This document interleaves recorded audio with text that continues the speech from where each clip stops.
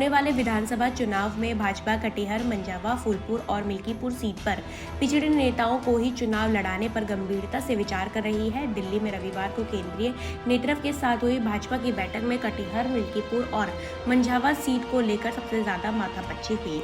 सूत्रों का कहना है कि सुरक्षित सीट होने की वजह से मिल्कीपुर से कोई दलित चेहरा तो उतरेगा ही, साथ ही कटिहार और मंझावा सीट पर भी पिछड़े चेहरों को ही उतारा जाएगा। दरअसल मिल्कीपुर और कटिहार सीट जीतना भाजपा के लिए सबसे अधिक प्रतिष्ठा का सवाल है और मुख्यमंत्री योगी आदित्यनाथ ने खुद इन दोनों सीटों की जिम्मेदारी अपने कंधों पर संभाली है। इसलिए भाजपा इन दोनों सीटों पर कोई खतरा मोल नहीं लेना चाहती है। बैठक में एक एक सीट पर जाति समीकरण और मौजूदा मुद्दों पर चर्चा की गई है। प्रदेश के नेताओं ने केंद्रीय नेतृत्व को अब तक की तैयारियों की जिम्मेदारी दी है। बताया जा रहा है कि पहले चरण के प्रचार, संपर्क और संवाद का कार्यक्रम पूरा हो चुका है। साथ ही मुख्यमंत्री योगी आदित्यनाथ द्वारा सभी सीटों पर किए गए कार्यक्रमों, विकास कार्यों के लोकार्पण और शिलान्यास के साथ ही अब तक की कई जनसभाओं को जानकारी भी दी गई है।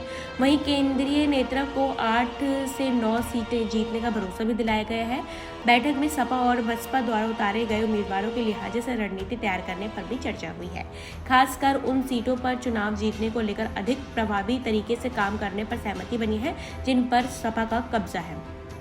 आपको बता दें, बैठक में 9 सीटों पर चुनाव लड़ने पर सहमति बनने के बाद कटिहार और मंझावा सीटों पर दावेदारी करने वाले संजय निषाद को मनाने की जिम्मेदारी प्रदेश अध्यक्ष भूपेंद्र चौधरी और दोनों डिप्टी सीएम केशव प्रसाद मौर्य और ब्रजेश पाठक को सौंपी गई है।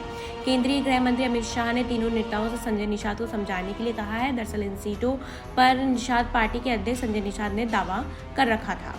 सूत्रों का कहना है कि भाजपा निषाद को सिर्फ एक सीट देने पर विचार कर रही है, वहीं प्रत्याशी भाजपा के ही सिंबल पर ही चुनाव लड़ेगा। हालांकि निषाद इस फॉर्मूले पर सहमत नहीं है।